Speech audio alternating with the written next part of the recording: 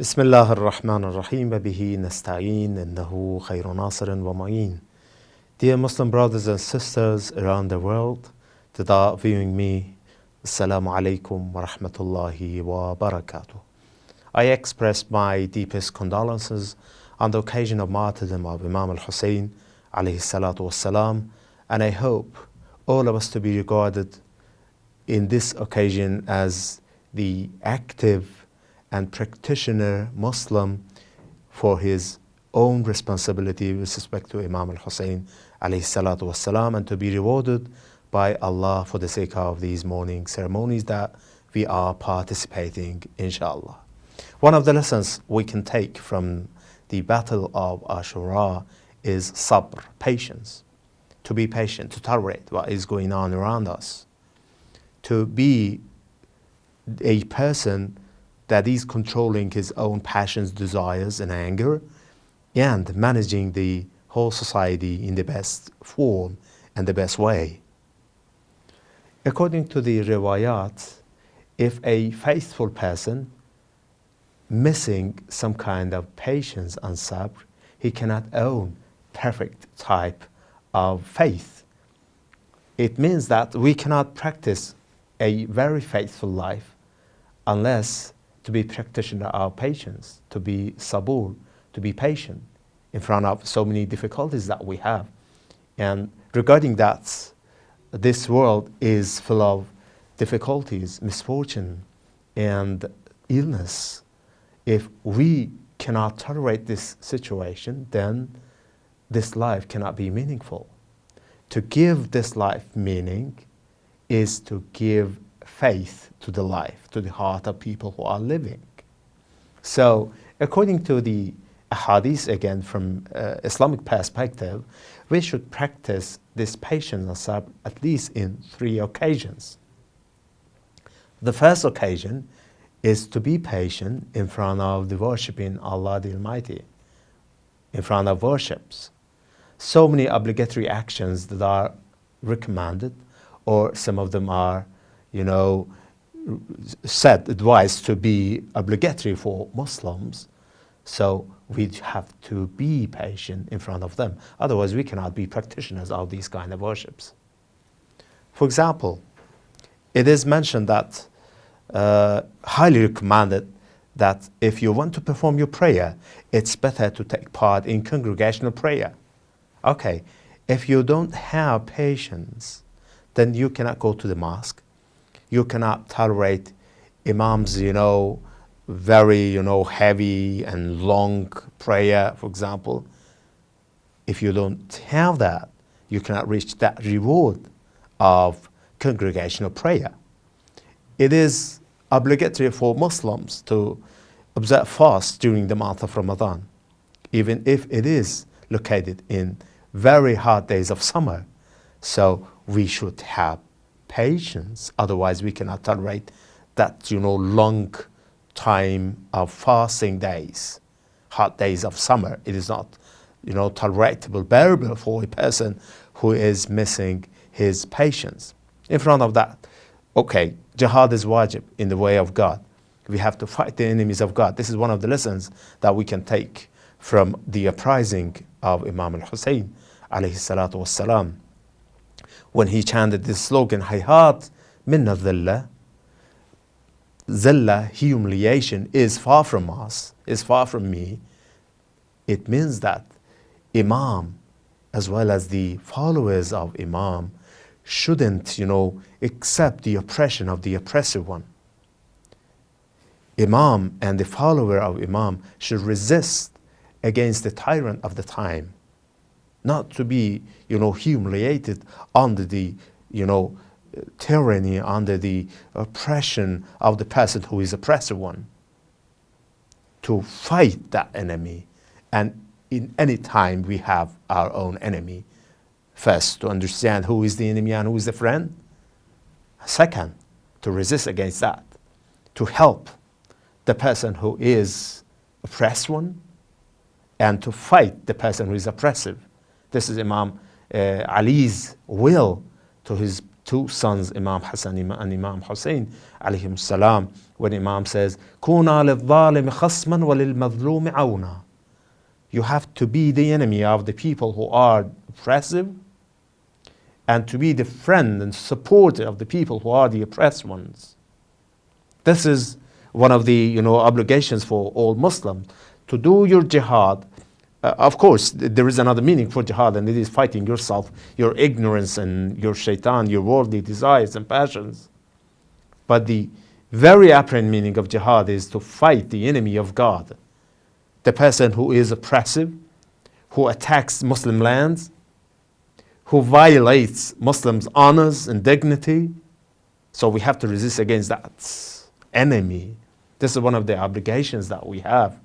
If we don't have patience, we cannot bear the hardship of jihad and fighting. Because within jihad, there is, it is possible and probable to be wounded, to be injured, to go as a captive one, okay, and prisoner sometimes.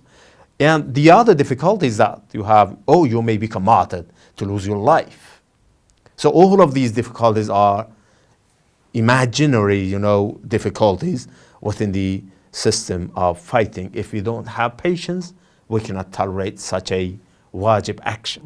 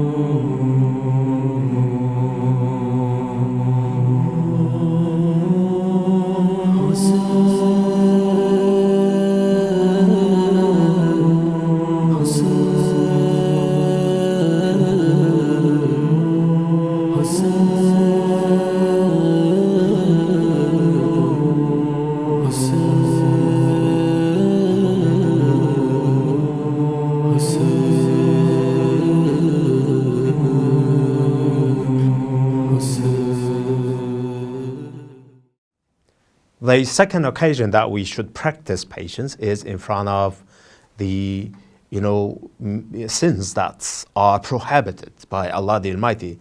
So in front of prohibitions, we have to own ourselves, to control our passions and desires, not to go toward the prohibited actions. This is one of the occasions through which we have to practice sabr, we have to practice patience.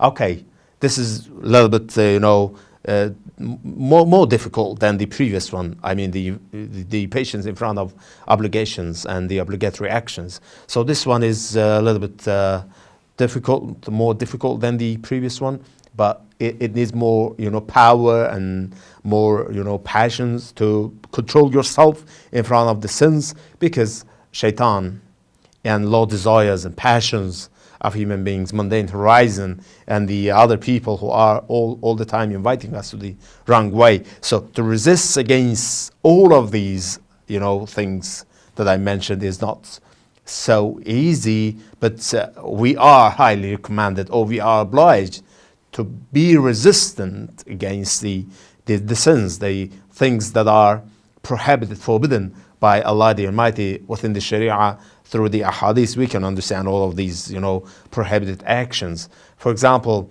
you see that there is a gathering and it's time to talk about the other people in the, absence of them, and this is some kind of backbiting, and this is prohibited actions. You want to talk about the person who is not present in this gathering. This is some kind of ghaiba and backbiting, and it is the great sin, and we have in this way to control ourselves. Not to talk, control your tongue. You want to tell a lie, control your tongue. You want to look at the haram scene, control your eyes, close your eyes. There is a voice for non-mahram woman or man, control your ears not to listen, okay? Or there is haram, proprieties you want to take, control your hand. There is haram place, you want to go. You love to be there, but control your feet not to go there. And all of these prohibited actions are, mentioned in the books that are, very reliable. And we have to first to know each one of them and to control ourselves not to go them and not to approach each one of these prohibited actions. The third occasion in which we have to practice patience is in front of musibah, difficulties, misfortune that is happening to us. For example, some may lose his own, dear son or dear daughter, dear other member of the family, for example. So we have to control in this occasion ourselves, not to say something that Allah is not satisfied with. And the greatest sabr that is manifested in the history was in the desert of Karbala by Imam Hussein and his companions, and especially by his, great daughter, beloved sister, Lady Zainab Salamullahi alayha, and the other, women in the desert of Karbala. You see that when Yazid asks Zainab, how did you see the battle of Karbala? Why Lady Zainab says in this way and talks in this way? Because she is controlling herself, her heart, her anger. And she looks at the desert of Karbala from the other eyes, from the other perspective, not the normal perspective. Normal looking at the battle of Karbala is full of, injuries and, killing and shedding blood. There is no beautiful scene there. But what Lady Zainab Salamullahi alayha talks about that is full of beauty. She says, Ma ra'aytu illa jamila. I didn't see except beauty. So all I've seen in the desert of Karbala was beautiful. There was nothing ugly, nothing bad. Because this eyes is the eyes of Allah the Almighty. If you look at any action that is taking place in the world through Allah's eyes, then you can see that all of the things are beautiful, because Allah is saying, Allah will reward the people who are oppressed. Allah will fight the people who are the enemies of God, will punish the people who are doing oppression, injustice in front of the people who are alone, who are oppressed on the earth. Then if you understand this system of God, justice of God, if you know that God is seeing, hearing, and monitoring whatever is taking place in this world, then you can own yourself. You can control your, desires. You can live very beautifully. And that's why some people say conflict transformation taking place in the Battle of Karbala by Lady Zainab was very brilliant action. It says that, you see that there is conflict. Conflict of Karbala, conflict between justice and injustice. The army of Yazid and the army of Imam al-Hussein.